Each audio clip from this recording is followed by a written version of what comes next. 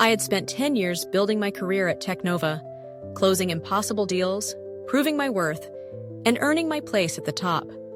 And in a single morning, it was all ripped away. I walked out of that boardroom with my head held high, past the hushed whispers and stolen glances.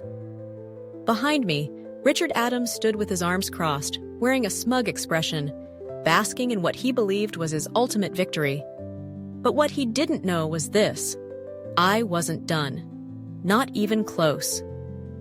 My name is Scarlett Monroe, and this is the story of how they tried to bury me, only to watch me rise higher than ever before. 2 weeks before the board meeting, I had dinner with Michael Tran, Technova's former CFO. He had retired a year ago, but we had always gotten along well. Over glasses of whiskey, he leaned in, his voice low. "Scarlett, be careful of Richard Adams." I smirked. "That's not news, Mike. He's been gunning for my position for years." Michael shook his head. "It's different this time. I've heard whispers. He's planning something. He's patient, but when he makes a move, it's calculated, ruthless." I had laughed it off then, thinking Richard was just another corporate snake. But now, standing in the boardroom, staring at the fabricated evidence they had placed before me, Michael's words came crashing back like a slap to the face. I should have listened, but it was too late. The night before the board meeting, my phone buzzed with an unexpected message. Sophia Green. "Scarlett, you need to check your system logs. Something's off." Sophia was one of Technova's top IT specialists, a brilliant but introverted woman who rarely spoke unless it was important. Frowning, I logged into my company account and pulled up the access history. 3 failed login attempts. 11:47 p.m., 12:15 a.m., 2:30 a.m. Someone had tried to break into my account while I was asleep. A cold wave of unease settled over me. Who would do this? And more importantly, why? I called Sophia immediately. "Tell me everything," I said, skipping pleasantries. "I was running routine security checks," she said, voice low. "And I saw multiple unauthorized attempts to access your profile. But here's the thing, they used an admin-level access key." I went still. "You're saying someone inside Technova tried to hack my account?" "Exactly," she confirmed. "And that's not even the worst part. The login attempts were flagged as urgent access requests. Someone was desperate to get in." My grip tightened around the phone. "Can you trace where the request came from?" "I can try," she said hesitantly. "But if this was done by someone high up, they might have covered their tracks," I exhaled. "Do what you can. And Sophia, don't tell anyone else about this." "Understood," she said, then hung up. I placed my phone down, my mind racing. Someone inside my own company wanted access to my files. This wasn't paranoia. Something was happening, and I had a feeling I was about to find out exactly what it was. The next morning, I arrived at Technova earlier than usual. The office felt off. People were watching me, not directly, but with stolen glances and hushed conversations that stopped the moment I walked by. I stopped outside the HR department and caught sight of Susan Hart, the head of HR, speaking in hushed tones with 2 executives. The moment she saw me, her expression flickered. A split second of unease before she looked away. My stomach tightened. They already know. Whatever this was, it was bigger than I had thought. But I had no idea just how bad it was going to get. The boardroom was already full when I stepped in. CEO William Dawson sat at the head of the table, his expression unreadable. Richard Adams was leaning back in his chair, smirking. David Collins, a longtime board member whose loyalties had always been flexible, was flipping through a folder. Other executives filled the remaining seats, their faces a mix of caution and curiosity. Something was very, very wrong. "Scarlett," Dawson began, "please have a seat." I stayed standing. "I'd rather know why I'm here first." Richard let out a mocking sigh. "Scarlett," he said, shaking his head, "this isn't easy for any of us, but some serious allegations have been raised against you." I raised an eyebrow. "Allegations?" David Collins slid a folder across the table. I opened it. and my stomach dropped. Inside was a printed email, supposedly from my company account. An email I had never sent. An email containing sensitive Technova strategy documents, sent to one of our biggest competitors. I looked up, my mind racing. "This is fake," I said coldly. "I never sent this." Dawson exhaled, rubbing his temples. "Scarlett, the evidence is strong. Given the situation, we have no choice but to—" "No choice?" I snapped. "You're taking Richard Adams's word over mine?" Richard held up his hands innocently. "I don't want this, Scarlett," he said smoothly. "But the damage has already been done. If you resign quietly, we can handle this internally." Resign. I looked around the room. No one was speaking up for me. They had already decided. This wasn't just a betrayal. This was a coup. I took a slow breath, then placed my company ID on the table. "You want me gone?" I said. "Fine. But understand this, I don't lose." I turned on my heel and walked out, feeling every gaze burning into my back. Richard Adams thought he had won. He had no idea what was coming next. Being fired was one thing. Being publicly humiliated and framed for corporate espionage? That was something else entirely. As I walked out of Technova's headquarters, past the whispers and stolen glances, I forced myself to keep my head high. I had no job, no access to my files, no allies in the company. But I had something far more dangerous.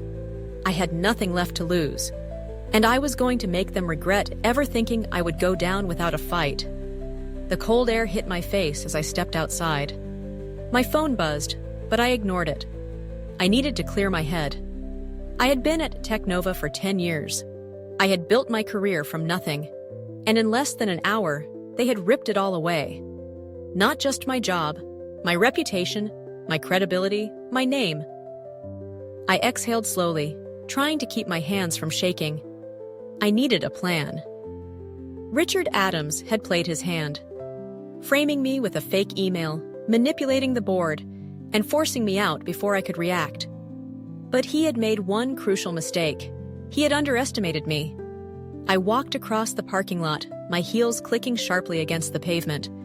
I wasn't going to stand outside like some disgraced executive licking her wounds. I had spent years maneuvering through corporate politics. If they wanted to play dirty, I was going to show them how the game was really played. I pulled out my phone and scrolled through my contacts. There was only one person I could call right now. I pressed dial. "Sophia," I said as soon as she picked up. "I need your help." We met at a small cafe on the other side of town. Sophia Green looked tense as she slid into the seat across from me. She was gripping her coffee cup like it was the only thing keeping her grounded. "Scarlett," she said in a hushed voice, "I don't have much time. If they find out I'm talking to you—" "They won't," I assured her. "But I need to know everything." She exhaled shakily, glancing around before lowering her voice even further.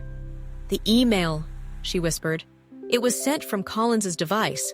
But here's the thing. It was accessed from Richard Adams's office." A slow, dangerous smile spread across my face. That was the confirmation I needed. "That's enough proof to—" "No," she interrupted. "Not yet. The login records exist, but they're buried deep in the system. If I pull them out the wrong way, IT will flag it. And if that happens, they'll erase everything before I can use it," I finished. She nodded. I exhaled slowly, my mind racing. "Can you extract the data safely?"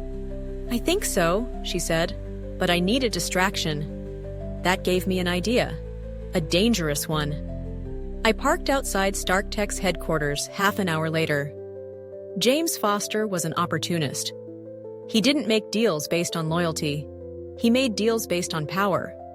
And right now, I needed to remind him who held the real leverage in this situation.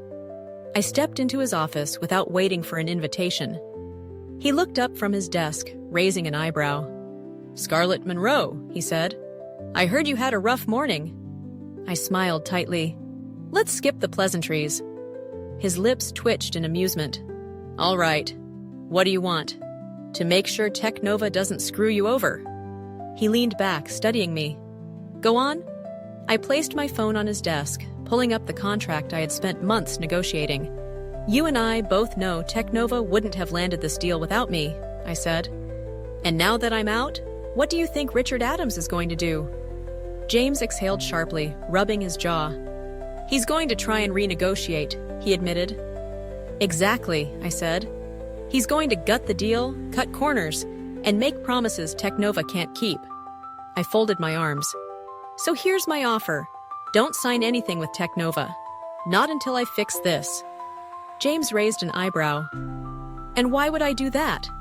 Because if you don't, this deal is going to blow up in your face, I said simply. And I'm the only one who can stop that from happening. Silence. Then, slowly, a smirk tugged at the corner of his lips. All right, Monroe, he said. You have 1 week. As I walked out of Stark Tech, my phone buzzed. A message from Sophia. Sophia. Got it, call me. I smiled.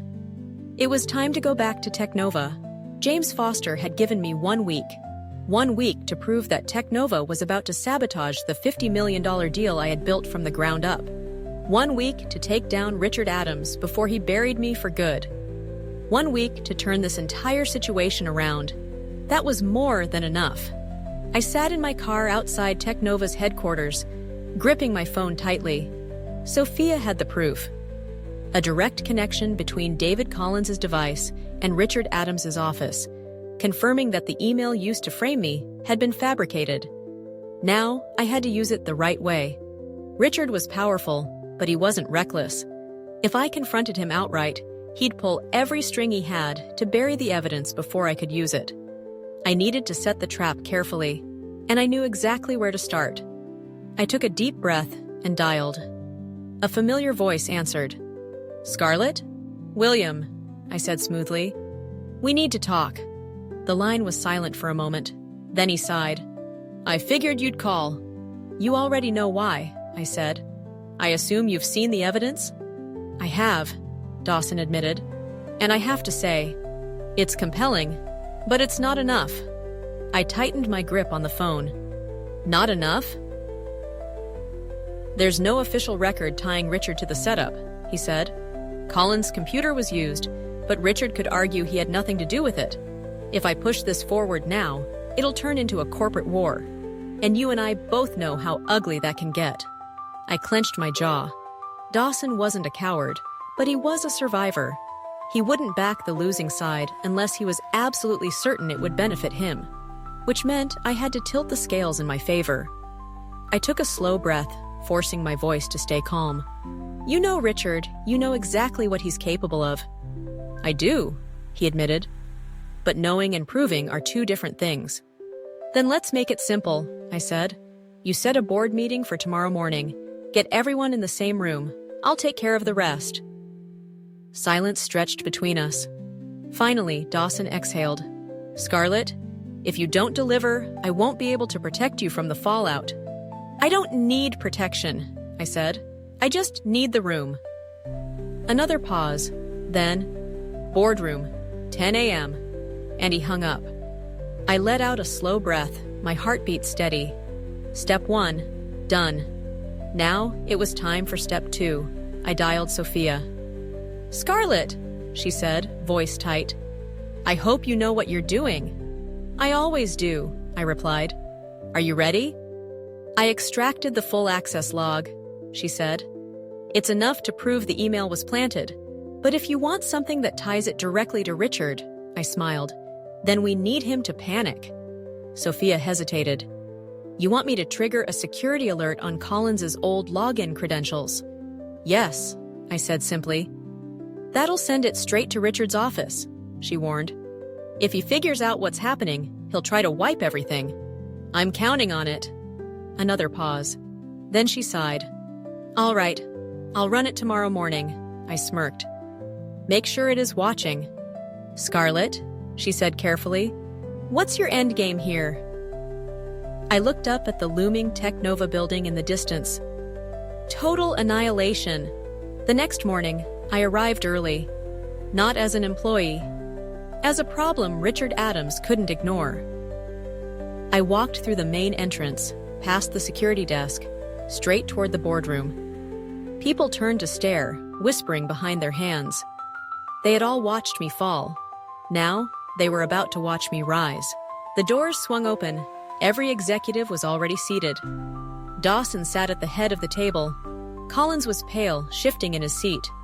And Richard?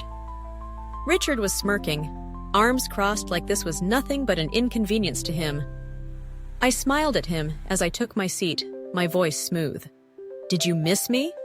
Richard chuckled. "Scarlett, I'll admit, I didn't expect you to come crawling back so soon, but I suppose even a sinking ship will thrash before it goes under." I rested my elbows on the table. "I'm not the one sinking, Richard." Dawson cleared his throat. "Scarlett requested this meeting to address the accusations made against her. I expect everyone to listen carefully before making any further decisions." Richard leaned back in his chair. "By all means." I turned to Collins, watching as he shifted uncomfortably. "David, remind me, what device was used to send the email in question?" Collins hesitated. My company laptop. And where was that laptop on the night the email was sent?" Another hesitation. "In my office." I tilted my head. "Strange, because according to our security logs, your laptop was accessed from Richard's office on the night in question." The room went dead silent. Richard's smirk twitched, but he didn't speak. Collins swallowed. That's impossible. I never..."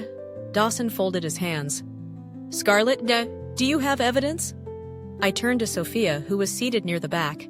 She pulled out a USB drive and slid it across the table. "Here's the access log," I said. "And just to make things interesting, I had it run a security check this morning." I leaned back in my chair, watching Richard carefully. Guess whose credentials just triggered a system alert? Dawson picked up the USB, plugged it into his laptop. Within seconds, Richard's calm demeanor cracked. "This is bullshit," he snapped. "I had nothing to do with..." "Then why?" I interrupted. "Was Collins's login active on your system just minutes ago?" Richard shot to his feet. "You don't get to waltz back in here and..." "Sit down, Richard," Dawson said, voice quiet but firm. Richard froze. Dawson exhaled. "I think I've heard enough." Collins looked like he was about to faint. And Richard? For the first time since this started, he wasn't smiling. The moment Richard's smirk vanished, I knew I had him. The room was dead silent, the tension thick enough to cut with a knife. Collins looked like he wanted to disappear into his chair. Richard, on the other hand, was still standing, hands clenched into fists at his sides. Dawson tapped his fingers against the table, his expression unreadable. "I'd like to hear your explanation, Richard," he said finally. Richard forced a laugh. "Oh, come on. This is nothing but a desperate attempt to salvage her reputation." I leaned back, crossing my arms. "Then explain why Collins' credentials were used from your office." Collins shot Richard a panicked look. Richard took a breath, pulling himself together. "This is ridiculous. Anyone with admin access could have used my office. That proves nothing." Dawson sighed and turned to Sophia. "You're sure about the logs?" Sophia nodded. "I personally extracted them from the system." Dawson exhaled. Then he turned to Collins. "David, do you have anything to say?" Collins swallowed hard. His gaze darted to Richard, then to me, then back to Dawson. Silence stretched. Then his shoulders sagged. I didn't think it would go this far," he muttered. Richard's head snapped toward him. "David, shut your damn mouth!" But it was too late. Collins ran a hand through his graying hair, looking exhausted. "It was Richard's idea. He said it was the only way to get Scarlett out of the picture." A sharp intake of breath rippled through the room. Richard slammed his fist on the table. "You spineless!" Dawson raised a hand. "That's enough." Everyone fell silent. Dawson turned to me. "Scarlett, what do you want?" I took my time before answering. I had already won, but winning wasn't enough. I needed to finish this completely. I glanced at Richard, then back at Dawson. "I want Richard gone. Effective immediately." Dawson studied me for a moment, then nodded. "Richard Adams, you're fired." Richard's chair scraped loudly against the floor as he stood, rage twisting his face. "You can't do this!" he snapped. "I built this company. Collins didn't even look at him. He just let out a heavy sigh and muttered, "I'll have my resignation on your desk by noon." And just like that, it was over. Richard turned to the board, searching for anyone to defend him. No one did. He let out a bitter laugh, shaking his head. Then he stormed out, slamming the door behind him. I didn't even bother to watch him leave, because as far as I was concerned, he was already gone. Richard Adams was gone. Collins had resigned. I had won the battle, but I wasn't done yet. I didn't just want my job back. I wanted power. For years, I had fought from the sidelines, closing deals, proving my worth, making myself indispensable. Now I was inside the boardroom, where the real decisions were made.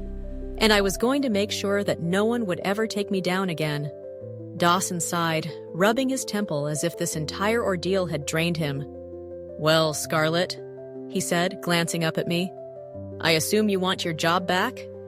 I tilted my head slightly. "Not quite," he frowned. "What do you mean?" I glanced around the boardroom. Most of them still looked uneasy.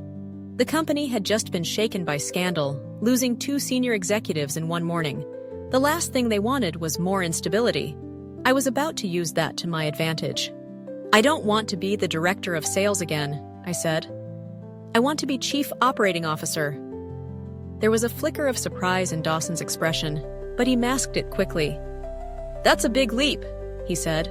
I smiled. "Not really. I already know Technova's operations inside out. I've built this company's most profitable deals, and after what happened today, we can all agree, Technova needs strong leadership." A murmur rippled through the board. A few exchanged glances. Some were intrigued, others, not so much. Finally, one of them spoke up. "Scarlett," said Jonathan Pierce, one of the longest-serving board members. "You're talented, no one doubts that. But this company has been through a lot today. Don't you think a transition like this would be premature?" Translation: "They were afraid of me." I smiled politely. "Premature, or exactly what Technova needs?" Pierce folded his hands. "We already have an acting COO. With all due respect, Jonathan, do you really believe Technova can afford to play it safe right now?" Silence. I continued, keeping my tone measured. "The market is watching. Investors are watching. After what happened today, we need to send a message, not that Technova is weak, but that we're making bold, strategic decisions.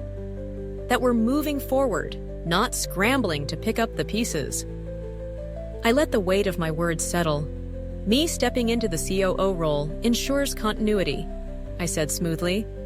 "I already understand every part of this company, and unlike anyone else you could bring in, I know exactly what's at stake." Dawson exhaled slowly. He wasn't convinced yet, but he was considering it. Then I went for the final push. I turned my attention to Ethan Reynolds, the company's CFO. He had stayed quiet throughout the meeting, but I knew he had one priority above all else. Numbers. "Ethan," I said, "what do you think the market will do if we leave the COO seat empty for too long?" He hesitated, then answered honestly. "Stock prices will dip," I nodded. "And what if we make a strong, decisive leadership change today? Not a temporary solution, a clear, confident move forward." He tapped his fingers against the table. "That would stabilize investor confidence." "Exactly." I turned Ned back to Dawson. "Richard is gone. Collins is gone. Technova needs stability."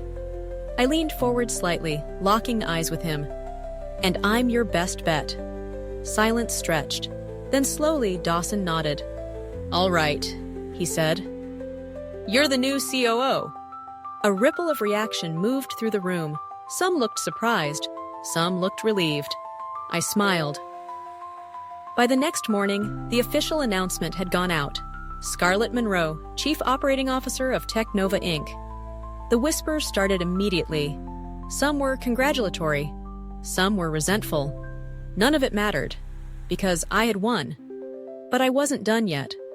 There was still one last thing I needed to do. That evening, I met James Foster for dinner. He smirked as I slid into the seat across from him. "So," he said, "I assume things went your way?" I smiled. "Better than expected." His smirk widened. "Good. Because now that you're COO, we have something new to discuss." I raised an eyebrow. "And what's that?" He leaned in slightly. "A joint venture." I tilted my head, intrigued. "Go on." "Technova and Stark Tech," he said smoothly. "A strategic partnership, shared resources, exclusive contracts, a move that solidifies both our positions in the industry." It was a bold offer, one that could redefine the future of both companies, and I liked bold. I smiled, extending my hand. "Let's make it happen." Becoming Chief Operating Officer of Technova wasn't just a promotion. It was a shift in power. For years, I had fought from the sidelines, closing deals, proving my worth, making myself indispensable. Now, I was inside the boardroom, where the real decisions were made. But I wasn't naive. Richard Adams might be gone, but the people who had enabled him were still here. And if I wanted to keep my position, I had to do more than just play defense. I had to go on the attack. The first thing I did was clean house. Richard had spent years building a quiet network of influence inside Technova. People who owed him favors, who benefited from his corruption, who had looked the other way when he framed me. I wasn't going to make the same mistake he did. I started with Susan Hart, the head of HR. She was too loyal to Richard, too involved in covering up his dirty work. If she stayed, she could become a liability. I scheduled a private meeting with her the next morning. She walked in, her face unreadable. "Scarlett?" "Susan." I gestured to the chair across from me. She sat down slowly. "I assume this is about Richard." I folded my hands. "This is about Technova moving forward. And to do that, we need the right leadership." Her jaw tightened. "I've served this company for 20 years. "I know," I said smoothly. "Which is why I'm giving you an option. You can resign quietly with a generous severance package. Or..." She exhaled sharply. "Or I can stay and be a problem for you." I smiled. "Yes." Silence stretched between us. Then she nodded once, standing. "I'll have my resignation on your desk by the end of the day." "One more thing," I said, before she reached the door. She turned back. "Richard's gone," I said. "And if anyone still loyal to him tries to cause problems, I expect you to let me know before you leave." She studied me for a moment. Then, with a small smirk, she nodded. One by one, I dismantled Richard's old alliances, removing key people, shifting internal policies, ensuring that every major decision went through me. By the end of the month, his influence was completely erased. Technova belonged to me now. But there was still one last problem to solve. 2 days after my promotion, Ethan Reynolds, the CFO, walked into my office looking pissed. "We have a problem," he said, dropping a report on my desk. I skimmed through it. It didn't take long to see what was wrong. "Richard signed a garbage contract with Tech," I muttered. Ethan nodded. "They're already failing to meet deadlines. If we don't act now, our production is going to be delayed by 6 months." I exhaled, my mind working fast. Fixing a supply chain issue this big wasn't just about switching vendors. It had legal consequences, financial risks, and potential fallout with investors. Richard had set up an exclusive agreement, meaning if we pulled out now, Technova would face massive penalty fees. "We're not paying them a cent," I said. "Find a way out." Ethan frowned. "That won't be easy. The contract is airtight." I tapped my fingers against my desk, thinking. "There's always a way," I said. "I just need leverage." I spent the next 48 hours digging. And I found exactly what I needed. Tech had violated their own agreement. Buried in the fine print was a quality control clause, one that required them to maintain a specific performance standard, and they had failed to meet it, which meant we had grounds to terminate the contract immediately, without penalty. I sent the report to Ethan. 2 hours later, he walked into my office with a rare smile. "Consider it handled," he said. Just like that, Richard's last mistake was erased. That night, I stood by my office window, looking out over the city skyline. A week ago, I had been framed, humiliated, and forced out of my company. Now, I was at the top, and I had one final move left to make. Winning isn't just about getting to the top, it's about staying there. I had fought, outmaneuvered, and rebuilt everything Richard Adams tried to take from me. Now, I was COO of Technova, had secured the most powerful alliance in the industry, and had erased every trace of his influence. But there was one last thing I needed to do, because power is never truly safe until you make it untouchable. 2 days after my deal with StarkTech, I received an email from Richard Adams. Subject: Congratulations. I clicked on it, already knowing what I would find. Scarlett, I see you've done well for yourself. You won. I can admit that now. But don't get too comfortable. The corporate world is unpredictable, and no one stays on top forever. Enjoy your victory while it lasts. Richard, I smiled. Not because I was worried, because this proved I had won. Richard Adams wasn't trying to fight back anymore. He was just another sore loser, throwing empty threats from the sidelines. Still, I wasn't about to leave anything to chance. I typed back a short reply. Richard, I appreciate your concern, but let's be clear. I don't get comfortable. I get stronger. Best of luck. You'll need it. Scarlett. Then I deleted his email and blocked his address. Richard Adams was nothing but a ghost of the past now, and I had better things to focus on. At the next board meeting, I made my final move. I placed a printed document on the table.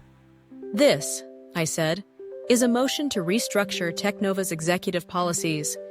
I met Dawson's gaze. It ensures that no senior executive, including the COO or CEO, can be terminated without a full board vote. Dawson exhaled, running a hand over his jaw. All right, he said. Let's put it to a vote. It passed, and just like that, I had locked my position in place. That night, I stood by my office window, overlooking the city. I had rewritten the rules of the game. And as far as I was concerned, this was just the beginning. Scarlett Monroe wasn't just back. She was untouchable.